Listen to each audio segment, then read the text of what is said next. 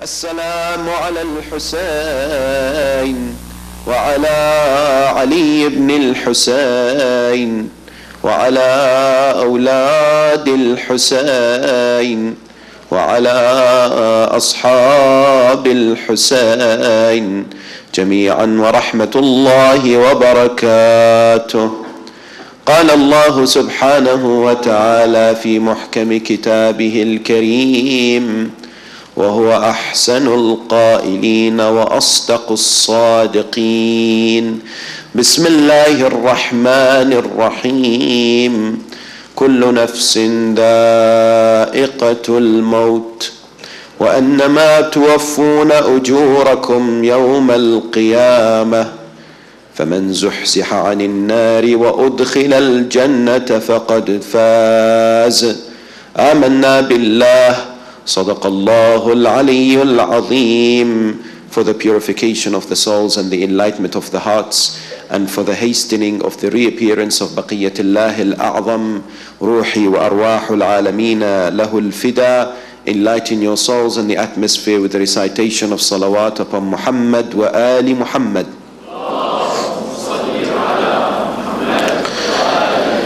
Respected scholars, elders, brothers and sisters, Assalamu alaikum wa rahmatullahi wa barakatuh.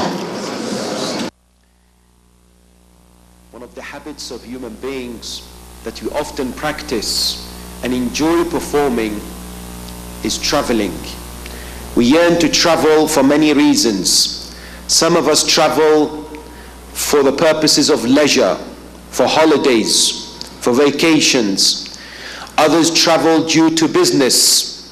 A third category of individuals, they travel for discovery, to tour other places, to seek experience from those who have come before them, to look at sites and places of interest, especially for religious purposes.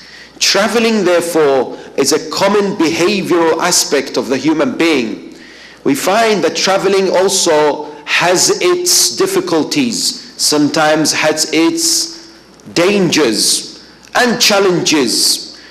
I recall that most of us, when we come to travel on the flight, on the plane, we often are wary by the fact that we are Muslims, and individuals may judge due to, for instance, the atrocities of what happened in 9/11, and may make us uncomfortable in this journey. For this example, I recall that a couple, two individuals, two friends, were traveling on a flight. When they were traveling on the flight, one of their names was Jihad. And you all know where I'm going with this. Of course, what happened was that they were not sitting next to each other on the plane. They happened to sit on the same row, but between them a few people were sitting on the seats. The final individual sitting next to the window, a window seat, his name was Jihad. He said, "I'm tired," to his friend. He said that I wish to sleep.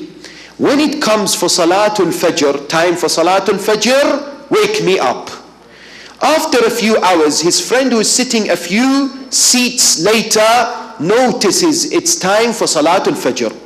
He looks and his colleague Jihad is sitting a few seats away. He's unable to stand up and poke him and wake him up. Therefore he cries out, "Jihad, it's time." Which of course caused the panic alarm to go across the flight. Sometimes traveling comes with its difficulties. Yet when it comes to traveling, normally you and I do what? We prepare. How do we prepare? We ensure that we buy the ticket. We have the passport. We get the visa for the destination that we are going towards, ensuring that we have the right currency. Also, what we do is that we leave people in charge of our affairs if we have a business, or if we have a house in which we need someone to look after, someone to make sure that everything's going well. When it comes to the most important journey of our lives, a journey which has two important characteristics. It is unavoidable and it's unpredictable. And that is the journey of death. This important journey that the Quran says, إِنَّكَ مَيِّتٌ وَإِنَّهُمْ mayyitun. Allah says to the Prophet, you will die and everyone will die. This is indeed the most significant and important journey that you and I undertake. Yet the question is, have we prepared for it? I recall reading that once a minister, a priest, was going to go for vacation. He was driving and he said to himself, I need to get some gas. Here you guys call it gas, we call it petrol. He was queuing on this particular station until he saw that the queue and the line was very long. He looked at the person who was administering the gas and the petrol. He said to him, what's happening here? He said, I'm sorry, it's vacation season. Everyone leaves getting ready for their holiday to the last minute. The minister looks at him and says, don't worry, it's the same in my business. In other words, what? In other words, when it comes to the journey of the afterlife, too often people neglect the preparation for this journey. How do we look at it when it comes to a journey similar to this world? There is the need to get the ticket. What is the ticket? Allah has purchased it for us. There's no need to buy the ticket when it comes to akhirah. What about the passport? If you wish to enter Jannah, passport is iman, belief. Alladhina amanu, the Quran says. If you wish to, God forbid, enter hell, there's no need for a passport. You can get there. What about the visa? The visa to go to akhirah. Once again, when it comes to Jannah, the visa is the righteous deeds, is amalus salih, is salah and saum and sadaqah and charity. Likewise, you do not need a visa for the punishment of God. What about the currency? What currency do we need to take with us? Indeed, currency is what? Currency is the pleasure of Allah. The fact that Allah subhanahu wa ta'ala is pleased with us. The clothes that we can take with us. The only thing that we can take is the kafan. What do we do when we travel? We appoint people to look after our affairs. And likewise, before we depart from this world, we need to make sure that we have the will. Therefore, this journey is crucial. Yet when it comes to reflection, contemplation and pondering about the ultimate journey that the human being undertakes, too often we indeed have not been able to understand it. How? We think that it's the end. We think that it's the start of annihilation. It's gloomy. It's not something to indeed have some anticipation about. Yet the Holy Prophet, Al-Rasul Al-A'zam, Muhammad sallallahu alayhi wa alihi wa sallam, says that Allah has created you for what? He has created you for eternity. خُلِقْتُمْ لِلْبَقَاءِ لَا لِلْفَنَاءِ. Allah has created you not so that you get annihilated. He has created you so that you stay, so that you live, that you get this life that the Quran speaks about. The Quran tells us that our notion of death is not necessarily the right one. That too often we have misunderstood it. Too often we have not grasped the concept in the right way. Why? Because we're surrounded by materialists, empiricists, who say what? Who say that death is the end of man. Death is where human beings are completely finished. Whereas the teachings of the beautiful religion says no. Says death is only the beginning of a journey. Is the transfer of the soul from one existence to another. It's the collection of the soul. This is the meaning of the term wafat. قُلْ يَتَوَفَّاكُمْ مَلَكُ الْمَوْتِ الَّذِي وُكِّلَ بِكُمْ. Say that the angel of death that is responsible for you comes and collects your soul. Which means what? Which means that we pay emphasis towards the belief that the human being is made up of two entities, the physical body and the spiritual soul. And the disconnection between the body and the soul signals the beginning of death and the commencement of alamul barzakh. Essentially, that's our belief. It is not the end of human beings. Yet when it comes to this idea, what do we find? How do we interpret it? How do we come across it? Too often we think that when it comes to this notion of soul, how do we justify it? How do we believe that there is this soul that exists? Because people tell us it's only the body. This notion of a soul existing may not necessarily be proven in the eyes of some people. We come forward and say the following, and it's important for us to understand this, that the belief in akhirah and whatever will happen in the metaphysical world, the world that is unseen, alamul malakut, is not something that we can completely prove through the rational mind. We cannot come forward and say, I can claim that I can prove that the soul exists using my aql. No. And that's where the naql comes in. That's where the traditions and the importance of referring back to the Holy Quran is present. Yes, the philosophers have said we can also contribute. I give you one philosophical argument so that we can understand how and in which complexity this discussion is all about. In order to prove the existence of the soul, some of the philosophers have said, consider the following example, that an individual is buried. They're buried in a cemetery. 200, 300, 400 years later, the cemetery is forgotten. It's turned into what? It's turned into a farm, whereby people place and plant crops. Somebody comes and plants an apple tree in that particular place. So what happens is, when the body decomposes, there are the roots of the tree that are deeply embedded in the soil, and some part of the human being which is under the soil would then be absorbed by the roots of the tree. Thereafter, apples will be produced from this tree. Somebody comes and plucks an apple and starts eating it. Are we here saying that they are eating a part of the other human being who died several hundred years ago? No, of course not. The argument is presented in which way? The argument is told that the human being, and when I say I, when I refer to any individual or to myself, I am referring to the soul, because the body decomposes. The body then may become part of something else, part of this apple, or something else that a human being may eat or an animal may consume. Therefore, the real existence of the human being is what? Is the soul, is the nafs. And that soul is the one that begins this journey to the afterlife, to this idea of alamul barzakh. Barzakh is mentioned 3 times in the Holy Quran. وَمِنْ وَرَائِهِمْ بَرْزَخٌ إِلَى يَوْمِ يُبْعَثُونَ in Surah Al-Mu'minun. What's a barzakh? It's a curtain. It's a barrier. It's a barrier that exists between this world and the intermediary world. Question: why should we have barzakh? Why can't there be the day of judgment straight away for people?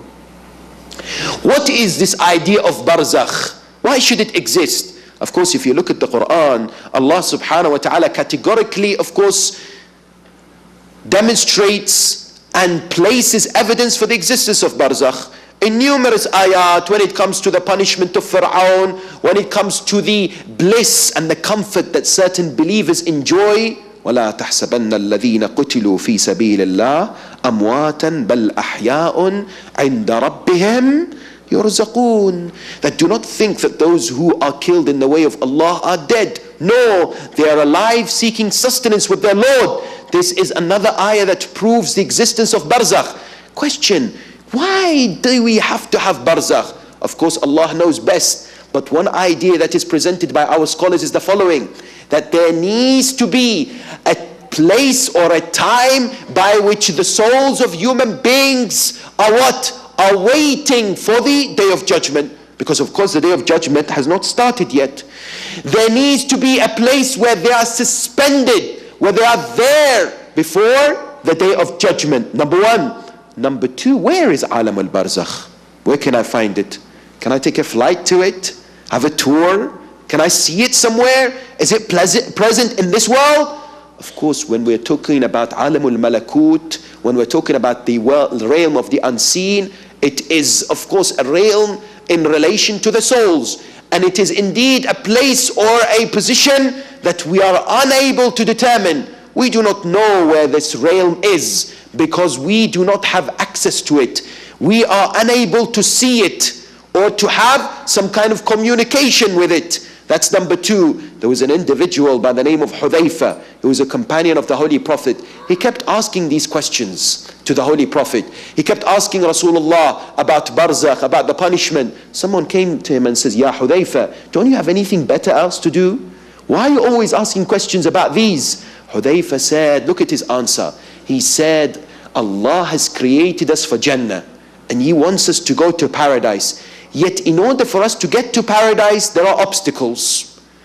There are impediments. I want to make sure that I pass these obstacles. I want to make sure that I get to Jannah in good shape. Therefore, I want to know about what I will face. Hence, this is another idea that people present. Third question people may have about Barzakh is, in which shape are we presented in Barzakh? Is it the soul or is it the body? How do human beings manifest in Alam al-Barzakh, in the other realm? The answer to this is given in the following way, that Allah subhanahu wa ta'ala creates a special body which is immaterial. It is called al-Badanul Mithali. That's why Alam al-Barzakh is referred to as Alamul Amthal. What is this Badanul Mithali? The best way in which we can understand Badanul Mithali, the body that God creates for human being's soul in that realm, is the following. That when you stand in front of a mirror, what do you see? You see your own image. True? And your image has no what? Physical attributes to it. That is the best and the closest parable we can give to this particular body. This immaterial existence. Al-Jasmul Latif. That Allah subhanahu wa ta'ala will give human beings in Alamul Barzakh. Let's go through this journey, one step at a time, asking the following question.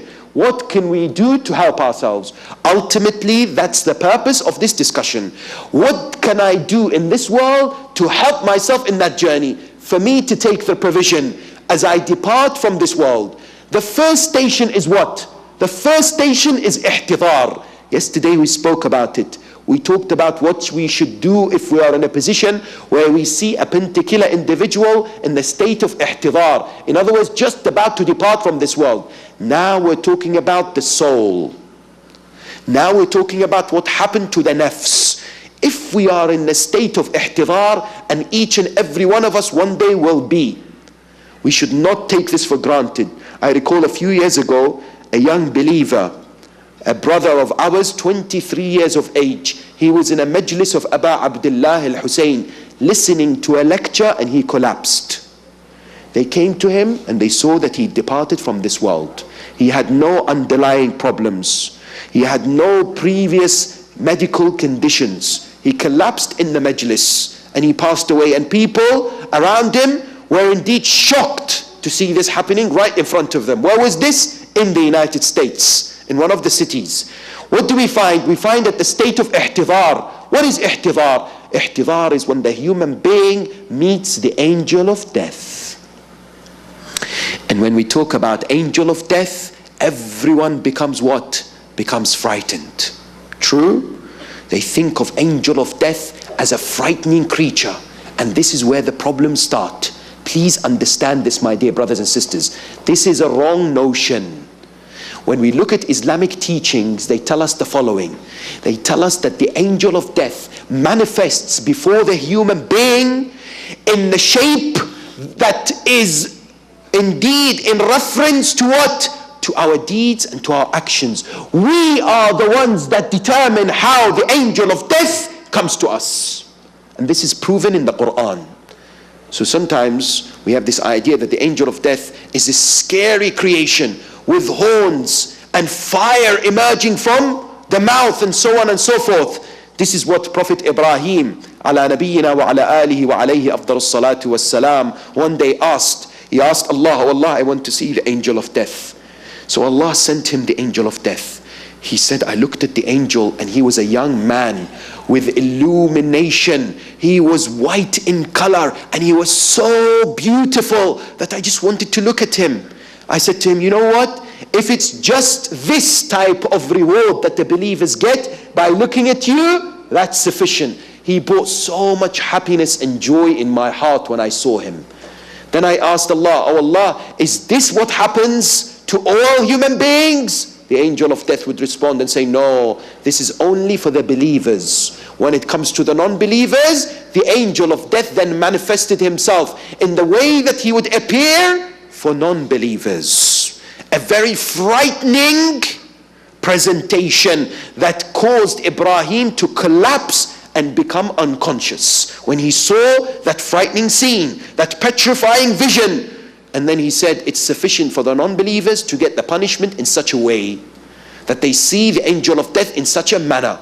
Allah Tabaraka wa Ta'ala says, الَّذِينَ تَتَوَفَّاهُمُ الْمَلَائِكَةُ طَيِّبِينَ يَقُولُونَ سَلَامٌ عَلَيْكُمْ. Those individuals who are believers, who have invested, sometimes we invest in the banks, we invest in businesses. You need to invest for your akhirah. Invest for your moment of ihtidar, for the angel of death. Those who've invested for that time, they are visited by the angels who come to them in the most pleasant of ways. They say to them, Salamun alaykum tibtum. They greet them with what? They greet them with the Islamic greeting of peace be upon you. How beautiful is this? Because once somebody asked the question, why is it that we greet people with this particular greeting by saying Assalamu alaikum? Why? What is the philosophy? What's the wisdom behind it? Number one, Allah subhanahu wa ta'ala has called Jannah what? Darus Salam. The valley or the area of peace. The Almighty subhanahu wa ta'ala wants you and I to get ready for paradise. He wants you and I to be in a position to prepare ourselves for Jannah. Therefore, He would want us to greet each other as if we are in Jannah. Because the Quran says when people are taken and they're about to enter Jannah, the Malaika say, Salamun alaykum, idkhuluha, enter peacefully. In other words, what do we find? That this is a beautiful greeting. We should be proud of this greeting that we have. Sometimes I'm disappointed to see that my dear brothers and sisters, especially in the West, they're in an office or a place where there are non-Muslims. They receive a phone call. On the other side, someone says, Assalamu alaikum. Immediately they feel very uncomfortable. They either don't reply and say, hi, how are you? Or they say, wa alaikum salam, how are you? Very quickly. Why? This is the Islamic greeting that we should be proud of. But there is an important consideration here, a jurisprudential fiqhi point. This greeting is a dua. It says, peace be upon you. In Arabic, when we say Assalamu alaikum and somebody else says Wa alaikum assalam and the response is wajib, this should only happen between Muslims. Because what is happening out there is that non-Muslims are learning it as well. And they think it's nice, it's fashionable, it's cool to come and greet the Muslims by saying Assalamu alaikum, and immediately we have the tendency to say Wa alaikum assalam. Our ulama say you cannot say that to non-Muslims. You can say peace be upon you in English, no problem. But you can't say Wa alaikum assalam. Why? It's a greeting that is reserved only for Muslims. Specifically for Muslims. In other words, it's a dua, may God's peace and blessings be upon you. Therefore, it's a greeting that the malaika meet when it comes to the time of death. However, if you have not prepared for it, if you are in a position that, for instance, you have neglected the opportunities before you, Allah says, وَلَوْ تَرَى إِذْ يَتَوَفَّى الَّذِينَ كَفَرُوا الْمَلَائِكَةِ يَضْرِبُونَ وُجُوهَهُمْ وَأَدْبَارَهُمْ. You know, always there's two sides to the coin.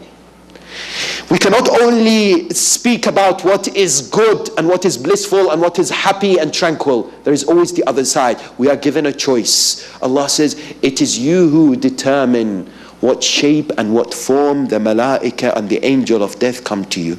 The Prophet of Islam, in his famous Mi'raj, he saw the angel of death. When he saw the angel of death, he saw him plucking like this. He said to him, what are you doing? He said, I visit the household of every house 5 times a day. And when a soul is taken, and when the rest cry, I say to them, don't cry. I visit and I come to you 5 times, and it will be your time one day. In other words, what? In other words, it is in your hands. You are the one who determines it. Allah says, those individuals who are careless, individuals who do not prepare for this journey, then the malaika come, striking their fronts and in their backs. In the form of what? In the form of punishment. As soon as an individual sees the angel of death, what happens? Their soul is about to be extracted.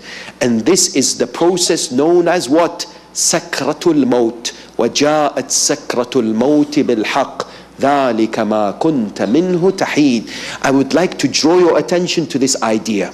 What is this Sakratul Maut? This Sakratul Maut is a notion that was displayed in the story of Salman al-Muhammadi, Radwanullahi ta'ala alayhi. Who is Salman? A famous companion of the Prophet and Amir al-Mu'mineen. Salman, of course, was spoken to by the Prophet, and Salman was told by Rasulullah that before you die, you will have an opportunity to what? To speak to an individual from Alam al-Barzakh, from those who are dead. And so what happened was that we see that one of the companions of Amir al-Mu'mineen, he came to Salman before he passed away, and Salman said to him, carry me on a wooden plank towards the cemetery. He was carried on a wooden plank, taken to the cemetery in Madain, in modern day Iraq today. And what happened was that he started speaking to the dead. He said to them, oh, the people who have left this world and are regretful and are remorseful, oh, those who are seeking a return, speak to me, answer me. There was no response. He repeated this 3 times. Finally he said, my beloved Prophet had promised me that one of you will speak to me. On the 3rd occasion, he heard a voice according to our traditions. And it happens that Allah subhanahu wa ta'ala indeed fulfills this and grants certain individuals this ability. He heard the voice. Amir al-Mu'mineen many a times in Siffin and others will stand and address the people who have passed away. People around him will say, Ya Amir al-Mu'mineen, can they hear you? Imam says, yes. If the veils are removed, you will see that they're begging and telling you, make sure you prepare for your journey. Why? وَتَزَوَّدُوا فَإِنَّ خَيْرَ الزَّادِ التَّقْوَى. Seek provision for your journey, because the best is God consciousness, being aware of the presence of Allah subhanahu wa ta'ala at all times. That man will respond to Salman and would say, Ya Salman, this is the feeling that I went through at the time of death. What did I go through? He says, you know, if you take scissors and you chop my body into pieces and you extract the flesh from the bone, that will not equal or equate the pain I suffered when my soul was detached from my body. Why? Salman asked why. You might ask why. How can I avoid that? Is it avoidable? Absolutely. Absolutely avoidable. God in His mercy has given us the doors and has indeed passed on to us the teachings so we can avoid the punishment and the sakaratul maut. In which way? The more you are attached to materialism, the more you are attached to this world, the more you cannot be without your gadgets and whatever you have and your wealth and possessions, the more your body cannot separate itself from the soul, and the more pain and suffering you'll feel. It's a process of extraction. It's the separation between the soul and the body. Imagine if you use the strongest of glue, of something that sticks 2 things together. If you want to separate, what happens? Normally, if it's a piece of paper, you tear the piece of paper because it's stuck together. Likewise, if the soul is attached to the body to the extent that the body has this relationship and affinity with dunya and materialism, then the pain and the suffering will be extensive. If you examine Nahjul Balagha, Amir al-Mu'mineen wa Imam al-Muttaqeen Ali ibn Abi Talib salawatullahi wa salamuhu alayhi, in many sermons he speaks about 2 things. He speaks about Tawheed and he speaks about death. If you want to know more, refer to the Holy Quran and specifically to Nahjul Balagha. He talks about Sakaratul Maut. He comes forward and informs you and I what will happen and how we can avoid it. So one day he was suffering with extensive pain in his eyes. And Rasulullah was next to him. He said to him, Ya Ali, what's the problem? Amir al-Mu'mineen said, Ya Rasulullah, I have severe pain in my eyes. At that moment, Rasulullah tells him and informs him of the punishment that certain individual will attain or will get when it comes to sakaratul maut. Amir al-Mu'mineen would say, Ya Rasulullah, can we avoid it? Is there a way? Who amongst your community, your ummah, will get this punishment? Rasulullah says 3 groups of people. First of all, hakimun ja'ir, a ruler who is unjust. An individual who rules unjustly with oppression and tyranny, takes the rights of people away.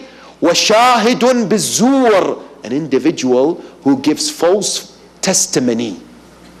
In other words, when they are asked to give witness, they lie, they deceive, they don't speak the truth. And the third one is what? آكِلُ أَمْوَالَ الْيَتَامَى, those who usurp the wealth of the orphans. Here we have to press the pause button and reflect on the following. That when it comes to the position of the yatama, of the orphans in the religion of Islam, you'll find 22 areas in the Quran that Allah Tabaraka wa Ta'ala speaks about them. وَأَمَّا الْيَتِيمَ فَلَا تَقْهَرْ, make sure that you look after the orphans. أَفَرَأَيْتَ الَّذِي يُكَذِّبُ بِالدِّينِ فَذَلِكَ الَّذِي يَدُعُّ الْيَتِيمِ. What is the sabab al-nuzul, the cause of the revelation of this ayah? Abu Sufyan, he used to at that time distribute what? Distribute food to show off to people. And one day an orphan came. So when he saw an orphan, he said, go away, you're an orphan, I'm not giving you anything. And Allah subhanahu wa ta'ala revealed these verses. Do you see the individual who lies and denies the day of judgment and does what? فَذَلِكَ الَّذِي يَدُعُّ الْيَتِيمِ. In other words, is disrespectful to the orphan. Notice how 4 out of 5 of the prophets of Ulul Azm, Ibrahim, Musa, Isa, and our holy prophet were all yatama, were all orphans. It doesn't necessarily mean that they should be disadvantaged. The religion of Islam says the responsibility lies on people in order to fulfill their financial needs and their psychological ones. Sa'ad ibn Mu'adh, he would come one day and he would see Rasulullah giving money to the orphans. What did he do? He placed his hand on the head of the orphan. That's it. Rasulullah would say to him, whomsoever places his hand on the head of an orphan, Allah grants him nur for every hair follicle that he's covering on the day of judgment. There is that beautiful emphasis upon what? Upon looking after the orphans. And how wonderful it is that when we recall the tragedy of Karbala, which incorporates the story of the orphans of Aba Abdullah al-Hussein, we make a commitment to establish the sadaqah jariyah, to look after an orphan. Do you know how many orphans are there around the world, specifically in the Muslim Ummah? There are millions of orphans in Iraq. There are hundreds of thousands of orphans in Lebanon and in Syria and in Pakistan and many other countries. And they do not have people to look after them. There are so many wonderful organizations, orphanages, centers. They just want support. They just want somebody to look after, somebody to sponsor an orphan in the name of Imam al-Hussein and his orphans. Notice, and I'll give you a story to illustrate the importance of looking after an orphan. We are told that a lady who was Alawiyya, who was indeed a lady who was righteous, she lived in Qom with her 4 daughters. They were young. Her husband had died because of what happened. This happened many, many years ago. Allama Majlis narrates this in Bihar al-Anwar, and it's found in many other books. She is desperate. She doesn't have anyone to look after her and her children. She is a widow. She moves and she travels in Iran to different cities until she reaches a town known as Balakh. She goes to that town. She is hungry. It's freezing cold.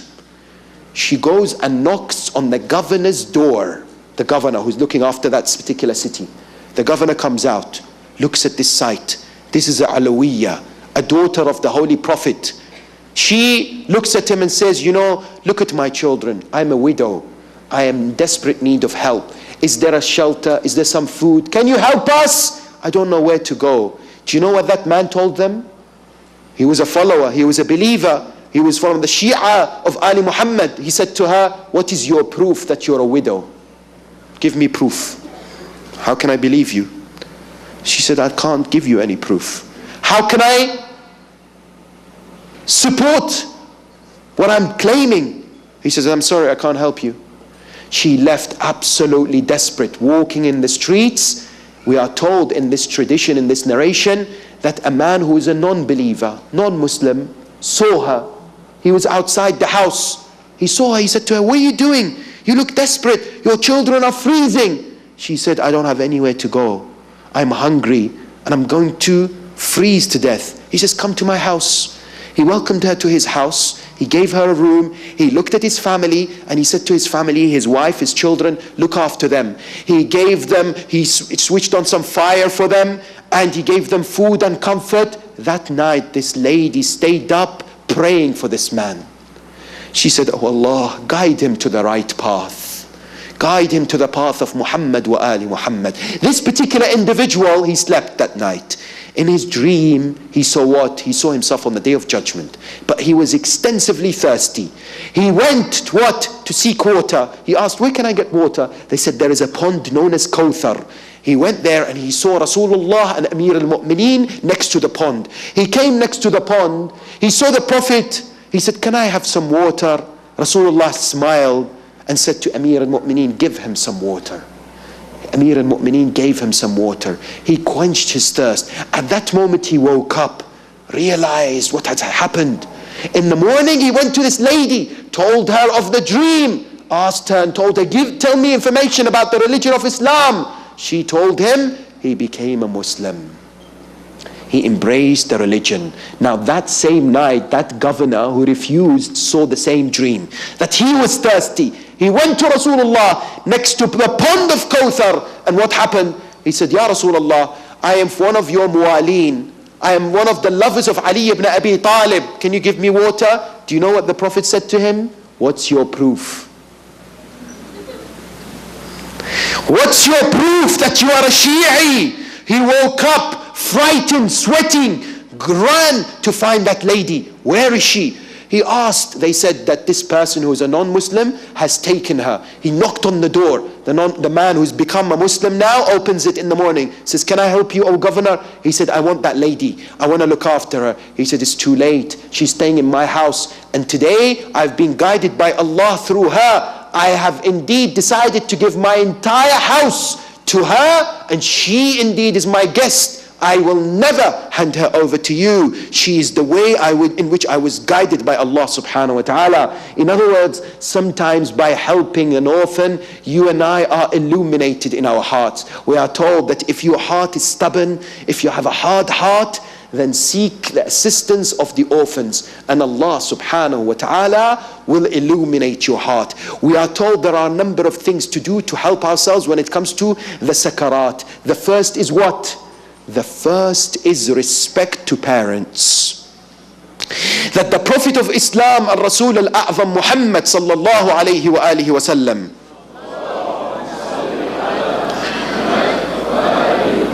one day he was told that there is a man who is dying, a young man. He came next to him and said, say La ilaha illallah. The man wasn't able to do so. He was shivering, shaking. He was at those moments. The Prophet asked him to say it again, but he wasn't able to do so. So Rasulullah called his mother. When his mother came, he said to his mother, are you upset with him? The mother said, yes. He hasn't spoken to me for 6 years. Allahu Akbar. 6 years he has severed his relationship with me. Rasulullah said, forgive him for my sake. Look at his state. Look at what he's going through. His mother, at that moment, the mother of that young man said, I forgive him for your sake, Ya Rasulullah. Rasulullah looks at him and immediately his condition changes. He's now calm. And Rasulullah speaks to him. He says to him, say the following: Ya man yaqbalu al-qalil wa ya'fu an al-kathir, aqbal minni al-qalil wa'fu anni al-kathir. Oh, the one who accepts a small amount, however much I do, you accept, and you forgive my abundance of my sins.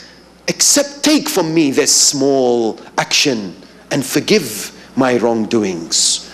Indeed, that particular individual passed away in a tranquil state, which highlights to us what? One of the main problems that we may face at the time of death is what? Uququl walidain. That our parents are unhappy with us. Our parents are what? In a position that they should not be. Which is what? Which is they are displeased with us. Allah subhanahu wa ta'ala says, وَقَضَى رَبُّكَ أَن لَا تَعْبُدُوا إِلَّا إِيَّاهُ وَبِالْوَالِدَيْنِ إِحْسَانًا. He places the love and the respect towards the parents straight after the obedience to Allah subhanahu wa ta'ala. Imam al-Sadiq was asked, this is very interesting.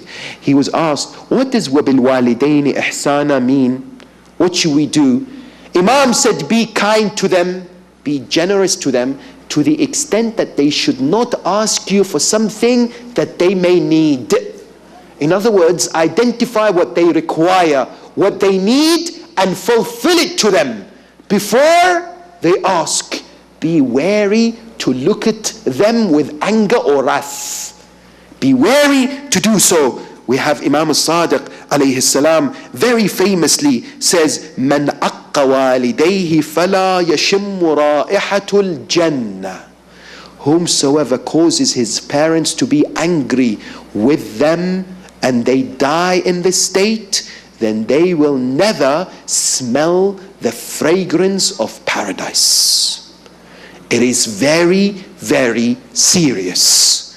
It's a matter of great consideration.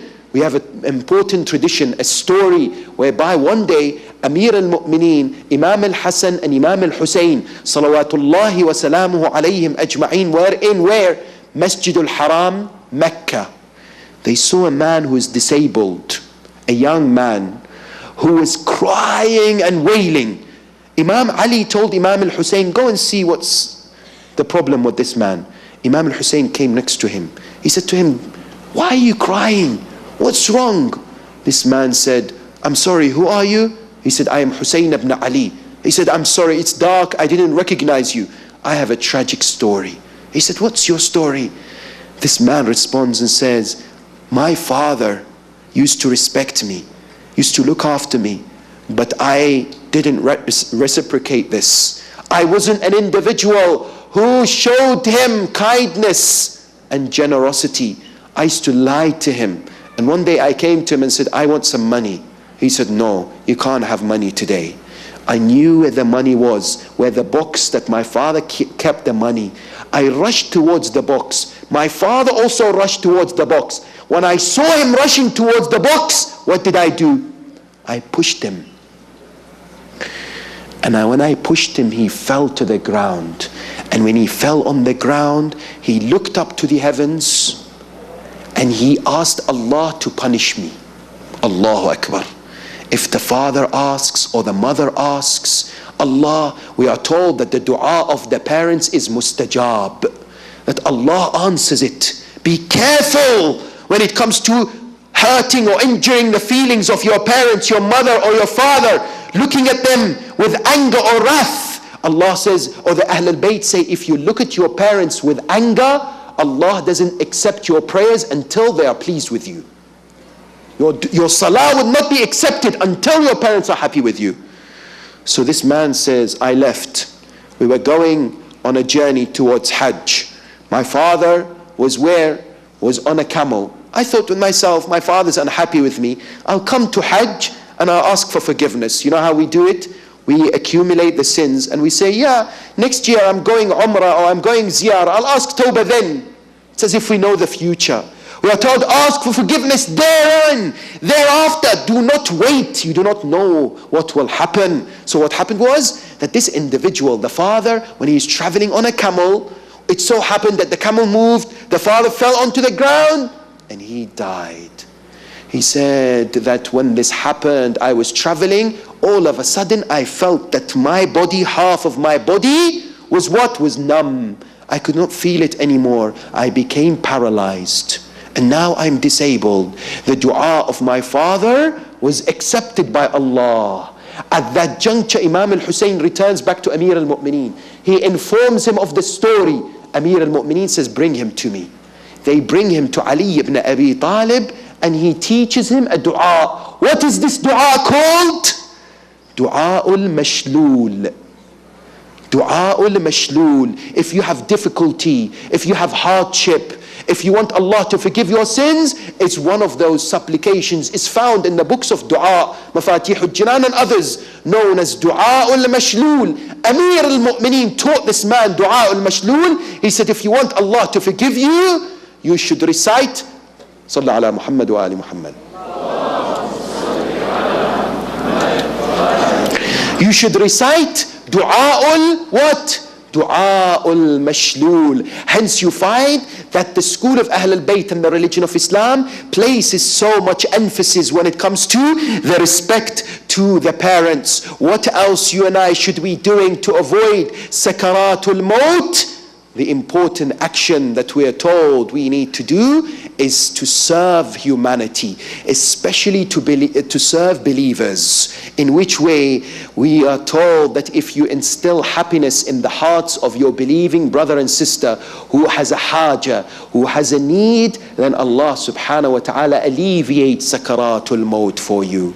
You see, the religion of Islam is beautiful. It's not a religion that espouses monasticism. It doesn't say to you, if you want to get close to Allah, go to a cave, barricade yourself. It says to you the following. The Imam alayhum as-salam says, if you want to get close to Allah, then place happiness and joy in the heart of believing men and women in the subject of qada'u hajatul mu'min. When someone comes to you and has a requirement, when someone comes to you and has a need, utilize this opportunity. Jump towards it, because the Imam says, inna min hawa'ijin nasi ilaykum min ni'amillahi alaykum. That Allah has sent this person to you, wants to see if you're going to rise to the opportunity, if you're going to answer the call. The Imam says, man kana fi hajati akhi, kana Allahu fi hajatih. If you want Allah to fulfill your needs, if you have hajat, if you're suffering, if you have needs, then fulfill the hajat of your own brothers and sisters who have come to ask you. We have a beautiful story that we end with. That Imam al-Kadhim, salawatullahi wa salamuhu alayhi, the seventh holy Imam, receives a letter from a man in Ahwaz. The man in Ahwaz says, Yabna Rasulillah, the governor in Ahwaz is a muwali, is a Shia, is a follower of Ali Muhammad, and I am unable to pay the taxes. I'm unable to do so. Can you help me? Notice, sometimes you get a message from your friend, a text message, a phone call, an email. You see them face to face. They ask you for help. They are desperate sometimes. You can help them, or you can direct them to somebody who can help them. This is a message from Allah. Allah subhanahu wa ta'ala wants to help you, but will help you through them. If you come to their aid, if you come to their assistance, Allah will come to your assistance. Imam al-Kadhim writes that governor a letter which is one line. What is that letter? The letter says, whomsoever comes to the help and the need of other believers, Allah will reserve them a special place in Jannah. Wassalam. That's it.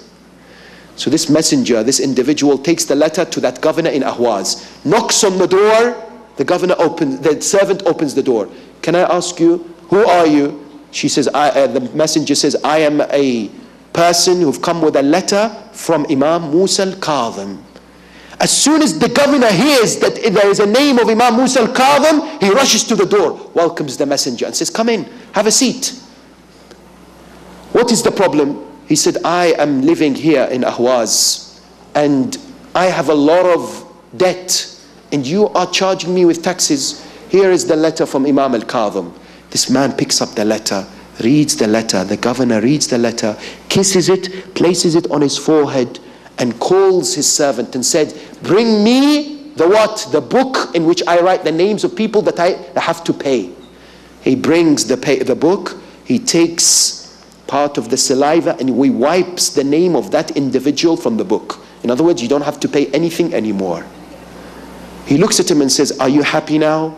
This man said, wow, I'm very happy. I didn't expect you to do that. I expected you to say, you know what, I'll give you 50% discount. Something. I didn't expect you to remove my name from the registry. His man said, wait. He called a servant. He said, bring me half of my wealth. He bought half of his wealth. He said, this rug that we're sitting, this is one of the most expensive rugs. This is also for you. Amazing. He gives all this so that this individual is pleased. That man goes back to Hajj a year later, meets Imam Al-Kadhim. Imam Al-Kadhim asks him, did that governor fulfill your need? When you had a hajj, did he help you? He said, Ya ibn Rasulullah, he did much more than I expected. He gave me half of his wealth. He removed my name from the registry. He gave me this expensive rug. Imam smiles and then says, indeed, I am now happy. The man says, are you happy, Ya ibn Rasulullah? Imam Al-Kadhim says, Bala wallah laqad surra Rasulullah. Indeed, the Holy Messenger is happy. Bala wallah laqad sarra Allah fi arshih. By God, Allah is now pleased with this great action of this individual. Hence we are told that a requirement, a prerequisite for this particular pain and the pangs of sakaratul maut to be reduced is to come to the help of our believing brothers and sisters. That if they call us, we assist them. That one day Aban ibn Taghlib was doing the tawaf around the Kaaba and Imam al-Sadiq was with him. He was performing the tawaf with the Imam of his time. Imagine if today Allah grants you the tawfiq to do tawaf with Imam Sahib al-Asr wal-Zaman, Ruhi wa arwahul alameen lahu al-fida. How would you feel if you're going around the Kaaba with the Imam of your time? You'd never leave him, right? You'd want to be with him. This is amazing. You would want to hear the Imam reciting the beautiful dua. This Aban, the famous companion of Imam al-Sadiq, was with Imam al-Sadiq. And all of a sudden somebody calls out, Aban! Aban! And he ignores him. He's with Imam. Who cares who's calling him, right? At that moment, Imam stops the tawaf, looks at him and says, Aban, somebody's calling you. Why don't you answer? Subhanallah. Sometimes people, even with the Imma, they question. They say, Ya ibn Rasulullah, this tawaf is wajib. I can't break it. I can't stop it. Imam al-Sadiq says, when? So what? Even if it's wajib, somebody's calling you and wants your help. Go and answer them. Because if you answer them, in the eyes of Allah, you'll get more reward than continuous tawaf for an entire week. Just by answering them. Imam al-Sadiq would say to him, therefore don't lose an opportunity to perform a good deed through bringing happiness and joy to the heart of your believing brother and sister. When it comes to qada'u hajatul mu'min, a lesson that can be learned from Karbala, where Imam al-Hussein would address his companions. He would say to them, Sabra, O people, be patient. Why? Because death is qantara. It's just a bridge from a realm of difficulty and suffering to an eternal place of happiness and tranquility. This was the message of Imam al-Hussein, who indeed would wish to serve, who indeed would wish to give. We are told that his house was known as the house of generosity in Medina. The poor and the servant and the servitude who would come to, and the destitute would want to come and seek some help, they would find the house of Hussein as the best place to go. They would go and knock on the door, and Imam al-Hussein would help them. Imam al-Hussein would extend his hand from outside the door and give them. When they would ask, why, Ibn Rasulullah, you're extending your hand and not coming out? He would say that I do not wish to look at you in the face in case you feel undermined or shameful that I am assisting you or I am helping you. This was the generosity and the magnanimity of Hussein ibn Ali. and his companions and Ahl al-Bayt. And one of those was Muslim ibn Aqil, whom the Imam alayhi salam on the 15th of the month of Ramadan, 60 years after Hijrah, chose to be his envoy, his ambassador towards Kufa. He wrote a letter to the Kufans in response to the thousands of signatories that these individuals had sent to Sayyid al-Shuhada. He said to them, this is my brother and my cousin, وَثِقَتِي, from my family. He is the one that I trust from my Ahl al-Bayt. I'm sending you Muslim ibn Aqil so that the ground could be prepared for the revolution in Kufa. Muslim ibn Aqil takes the letter, goes towards Kufa. In entering the city of Kufa, he is welcomed. People surround him. He stays in the house of Al-Mukhtar ibn Abi Ubaid al-Thaqafi, the famous brave warrior. He stays in his house, and the Shia, the followers, they come one after the other, giving bay'ah to whom? To Muslim ibn Aqil. Yazid ibn Muawiyah is told, if you want to regain control over Kufa, then make sure you do something about it. He had an advisor by the name of Sir John, a Christian man, who told him, if you wish, what you can do is make Ubaydullah ibn Ziyad, who is the governor in Basra, also the governor in Kufa. So Yazid agrees. He sends Ubaydullah ibn Ziyad, a man who is wretched, a man who is ruthless, a tyrant. He sends him to Kufa. He enters Kufa. As soon as he enters Kufa, he starts plotting in order to frighten people, in order to execute and imprison the followers of Imam al-Hussein. Muslim ibn Aqil recognizes that there is a need to call for an uprising. There is a need to indeed stand against Ubaydullah ibn Ziyad. Yet unfortunately what happened was that many people were caught by the deception of Ubaydullah. He would present them with wealth. He would make them frightened that the army of Yazid in their hundreds of thousands is coming towards Kufa. It will obliterate all of you. None of you will remain. And so what happened was, one after the other, those supporters of Muslim ibn Aqil started to reduce, until finally on the 8th of the month of Dhul Hijjah, 60 years after Hijrah, at night when it came to Salatul Isha, Muslim ibn Aqil prays in Masjid al-Kufa. Finally he looks behind him and there is nobody left. There is none of his supporters. He is now a gharib. He wanders in the streets and alleyways of Kufa all by himself, until he stops. He's thirsty outside the house of a famous lady by the name of Taw'a. She comes out waiting for her son. She looks at this man. She says to him, Ya Abdullah, is there a place that you want to go to? I'm uncomfortable for you to sit outside my house. He says to her, Ya Amatallah, halli min sharbati ma. Is there water that I can quench my thirst? Taw'a says yes. She goes inside the house, brings water. And when she brings the water, Muslim ibn Aqil drinks. Yet he's still sitting down next to the house. She asks him, do you not have a house to go to? Do you not have family to return to? Muslim says, no. I am the envoy of Aba Abdullah in Kufa. I am Muslim ibn Aqil. People have betrayed me and have deserted me. Taw'a recognizes who this person is. Sayyidi, Mawlai, you are Muslim ibn Aqil. Come inside. This is your house. She welcomes him inside the house. She gives him a chamber, a room. He spends the night in ibadah and in worship. In his sleep, he sees Amir al-Mu'mineen, Ali ibn Abi Talib, who says to him, we are all waiting for you. He notices and recognizes this is the final night. Taw'a brings him food and water. He doesn't eat. He spends the night in ibadah. The son of Taw'a comes inside the house. He knows there is what? There is a bounty for the head of Muslim ibn Aqil. That Ubaydullah ibn Ziyad said, whomsoever captures him, there is a prize. he notices his mother going inside and out from that chamber. He says to her, who is there?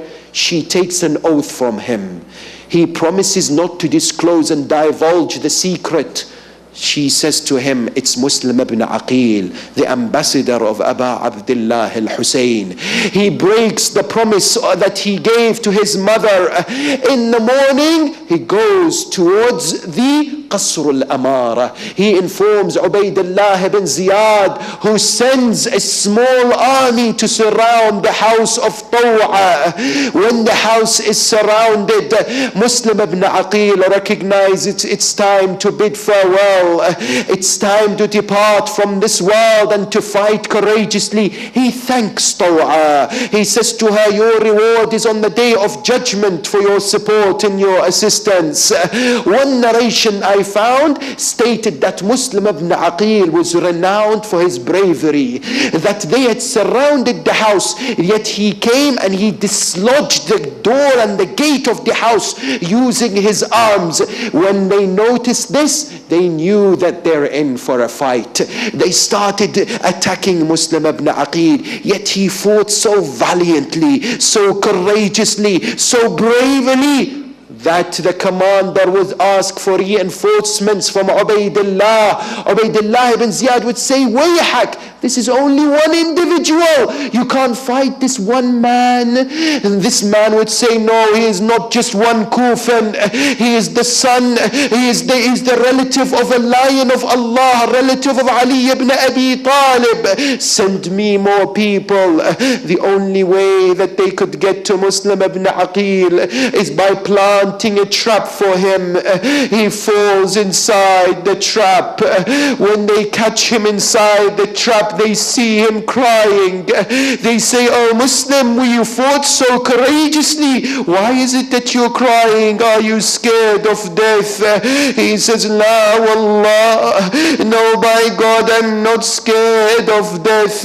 ولكنني أبكي على سيدي ومولاي الحسين. I am crying over the fact that my master Hussein doesn't know what is happening in Kufa, of the treachery of the people. He's dragged in the streets of Kufa. He's brought in front of the palace. He is absolutely thirsty. He is dying of thirst, and he calls water. A man comes to him and says, now Allah, you will never taste water until you plunge into hellfire. A Muslim looks at him and says, you say that I enter hellfire, whereas you are more worthy of going into it. Another man feels sorry for Muslim, brings a cup of water to Muslim ibn Aqil. Muslim attempts to drink the water, but every time he picks the cup, he tries to drink, but because his mouth was full of blood, the water is mixed with the blood, and he is unable to drink. He then looks and says, هَكَذَا أَلْقَى اللَّهُ وَأَنَا عَطْشَانٌ. It is the will of Allah that I meet him and I am thirsty. Just like Hussein, his family and his companions. Ubaydullah ibn Ziyad calls Muslim inside the palace. Muslim is dragged inside the palace. He doesn't greet Ubaydullah. Ubaydullah is angry. How dare you? Do you not want to greet me? I am your Amir. Ubaydullah says, no, by God, you are not my Amir. You are a wretched individual. Ubaydullah says, I will kill you a killing like no other. At that moment, Muslim asks for a will to be left. He looks at Umar ibn Sa'd and says, I wish to leave a will which is secret. Will you take it? Umar ibn Sa'd says, no. Ubaydullah says to him, why don't you take the will of Muslim? Reluctantly, Umar ibn Sa'd comes. Muslim ibn Aqil says, I have some debt. Can you pay it off for me? That's the first part. And the second part of the will, send a letter to Aba Abdullah and tell him, don't come to Kufa. This is the state of the people of Kufa. At that moment, Umar ibn Sa'd divulges the will to Ubaydullah. He says to him, this is the will of Muslim ibn Aqil. He betrays Muslim. Finally, Ubaydullah says to the executioner, take Muslim towards the roof of the palace and behead him. The executioner takes Muslim. He is remembering Allah. His lips are reverberating dhikrullah. As he's dragged across, he's taken on the roof. Before he's beheaded, he asks to pray ruk'atayn salah. He finishes his salah, then he looks towards Medina. Assalamu alayka ya Aba Abdullah. He greets Aba Abdullah al-Hussein. At that moment, the executioner comes forward. Ajarakum Allah. Strikes the neck of Muslim. The head of Muslim falls from the roof all the way to the ground. But he was not satisfied. The executioner was not satisfied. He throws the body of Muslim from the top to the bottom. They surround the body. They drag the body in the streets of Kufa. They finally hang the body for people to see. Allahu Akbar. Before Karbala, Imam al-Hussein is marching towards that destination. He receives a messenger. The messenger gives him the news of the martyrdom of Muslim ibn Aqil. He says, Inna lillahi wa inna ilayhi raji'un. He calls the family of Muslim, but importantly there is one daughter. She is now an orphan. She is a yatim of Muslim. Her name is Hamida. He calls her next to him. He sits her next to him. He places his holy hands on her head. She says, Ya Aba Abdullah, am I now a yatima? Is my father gone? He says to her, my daughter Hamida, from now on I am your father and Zainab is your mother. I say to him, Sayyidi Aba Abdullah, who will be the father of Hamida and the orphans when you finally went? Who will look after them when you finally went and no return? ألا لعنة الله على القوم الظالمين وسيعلم الذين ظلموا أي منقلب ينقلبون والعاقبة للمتقين. نسألك اللهم وندعوك باسمك العظيم الأعظم الأعز الأجل الأكرم. يا الله يا الله يا الله يا الله يا الله يا رحمن يا رحيم يا مقلب القلوب ثبت قلوبنا على دينك. My dear brothers and sisters, many of you have hajat, many of you have relatives, friends who are ill, and have requested dua, especially in these moments, these special moments after the majalis of Aba Abdullah. Raise your hands. ارفعوا أيديكم إلى السماء. نسألك اللهم وندعوك بالآية الكريمة الشريفة. بسم الله الرحمن الرحيم. أمن يجيب المضطر إذا دعاه ويكشف السوء. أمن يجيب المضطر إذا دعاه ويكشف السوء. أمن يجيب المضطر إذا دعاه ويكشف السوء. أمن يجيب المضطر إذا دعاه ويكشف السوء.